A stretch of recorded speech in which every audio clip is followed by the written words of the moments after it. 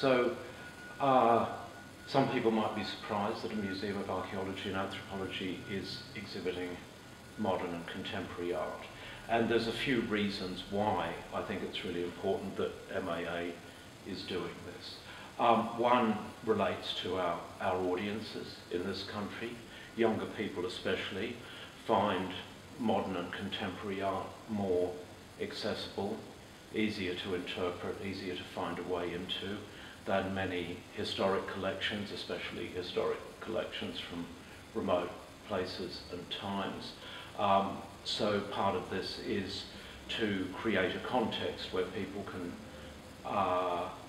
perhaps develop a perspective on some of what's upstairs and elsewhere in the museum.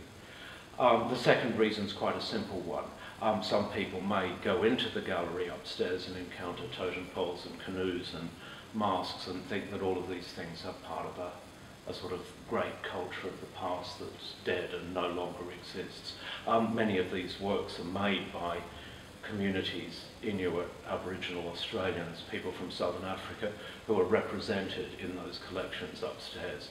And this exhibition demonstrates that these cultures have modern and contemporary lives. They've negotiated with issues of empire and globalization and all of the other challenges of the present.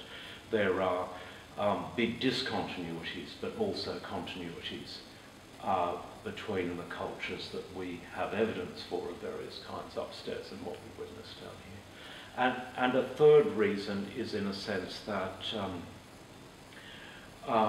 making a collection like this, the process of visiting artists, visiting communities, visiting print studios where these kinds of works were made, was also a process of making relationships, meeting people, gathering information, understanding what was going on in the present.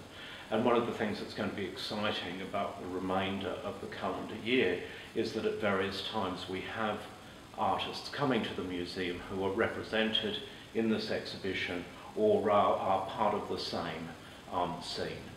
So that the process of building the collection has given us the opportunity to meet artists, develop those kinds of relationships, understand where people are at in the present, and give them pretexts to come here and meet our visitors as well. And then there's another rationale for the making of this kind of collection, and that is that we can go to all sorts of great museums of modern art in Britain or anywhere else in Europe, and we'd have little sense really that modern art had lives beyond Europe and North America. In recent years it's been very fashionable to talk about contemporary art as a global phenomenon, and the emergence of artists from all over the world in events like biennales and in exhibitions at Tate Modern and those sorts of institutions. But in fact, the artists who tend to get represented in those contexts are very often migrant artists, people who may originally be from Africa or of African or Asian or Latin American descent, but who now live in Europe or in New York or somewhere else. They're part of a sort of diasporic art world, a migrant art world. And what still tends to get left out are the arts of indigenous communities and local groups in a whole range of parts of the world. And this exhibition is a sort of small attempt to kind of fill that kind of gap, to show that not only are there great historic art traditions in Aboriginal Australia, the Pacific, various parts of Asia, various parts of Africa, but modern art has also had lives in those parts of the world, and not just very recent lives, but actually quite a history. And so the title of the show is The Power of Paper, 50 Years of Printmaking in Australia, Canada and South Africa. And what it draws attention to, first of all, is the fact that about, or actually just a little over 50 years ago,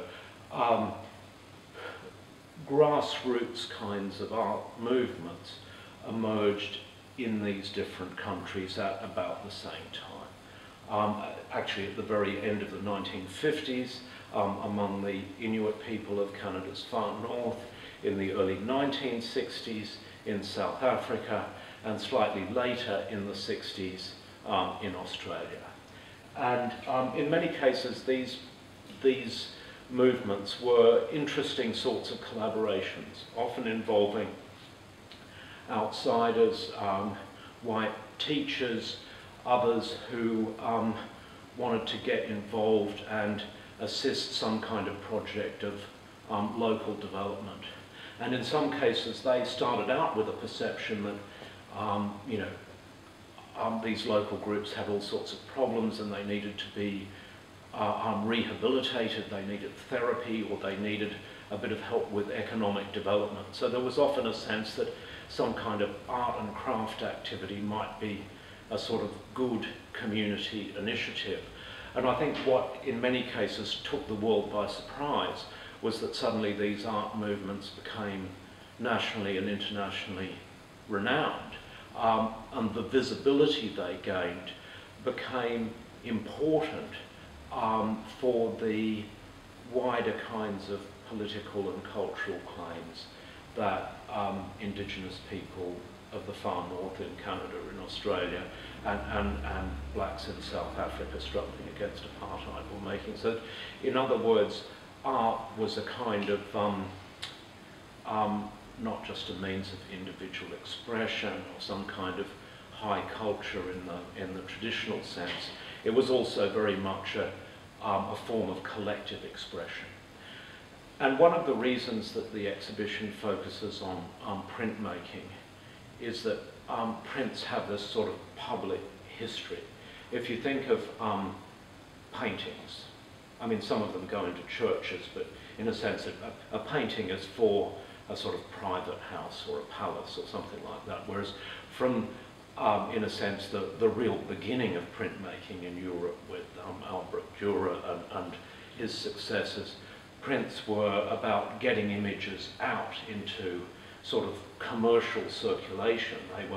They were printed in many copies and sold and disseminated through books and so on and so forth. And a lot of printmaking kind of carries a sort of political argument or a moral argument. If we think of Hogarth with these images like sequences like Marriage à la Mode and Gin Lane, they're making a point about, here's something sort of appalling in the way we live now. And similarly, printmakers have drawn attention to war. Goya, Otto Dix, all sorts of other people have been trying to expose the horrors of a situation and signal that this is something that we need to reflect on. And so all of these works have a kind of public purpose in the sense that they're being put out into the world to give a wider public a sense of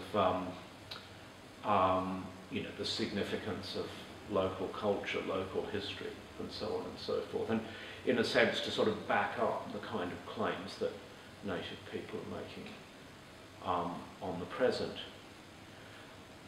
But while it's important to sort of signal that kind of public life of these sorts of works, the other thing that's really important to bear in mind is that they're all made by individual artists. And those artists are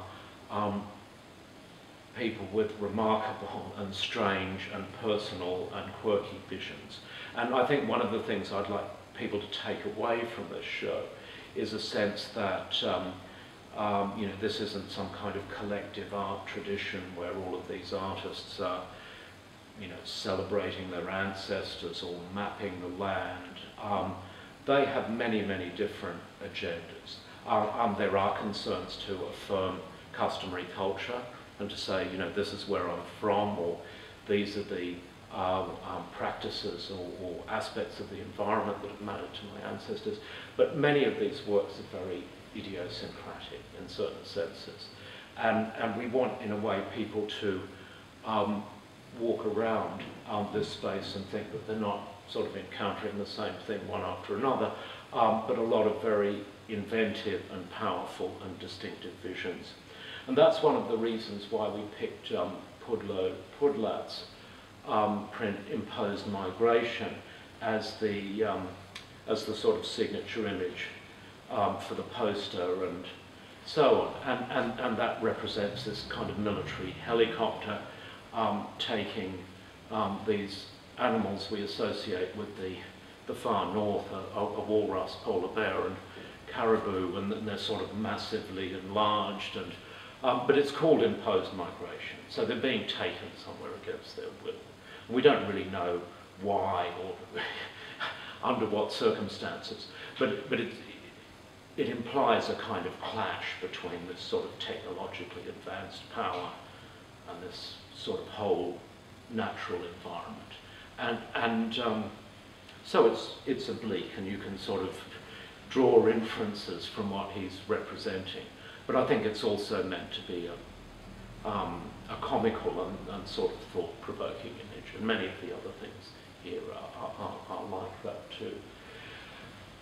So the first part of the exhibition is about those beginnings. It shows work from the very earliest moments when these Swedish art teachers arrived in Zululand in what's now KwaZulu-Natal, in South Africa. They were thinking about some kinds of arts and craft initiative and turned up at a hospital, Chaser Hospital, and realised that these tubercular patients there were in a real plight. You know, they were recovering slowly, but basically in this hospital with nothing to do, getting increasingly demoralised, so that they got them involved in printmaking and in other activities. And the man who did these two works on the top, we're very fortunate to have acquired these two prints, which are among the very, very earliest that came out of this encounter.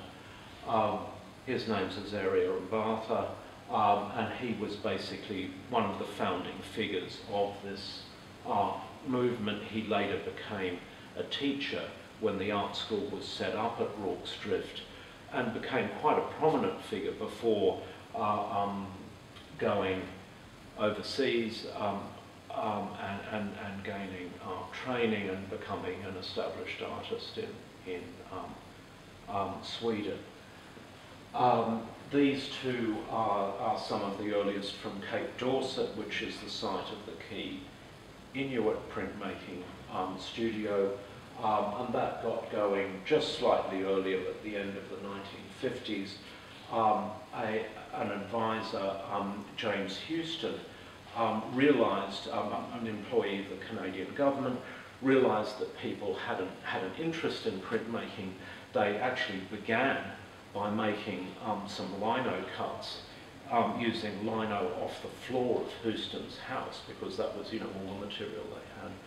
But he realised that they had an aptitude and an interest, and then used a period of leave to study printmaking in Japan, and then brought back all the professional equipment and a sense of technique, and supported artists whose work then took off very, very rapidly.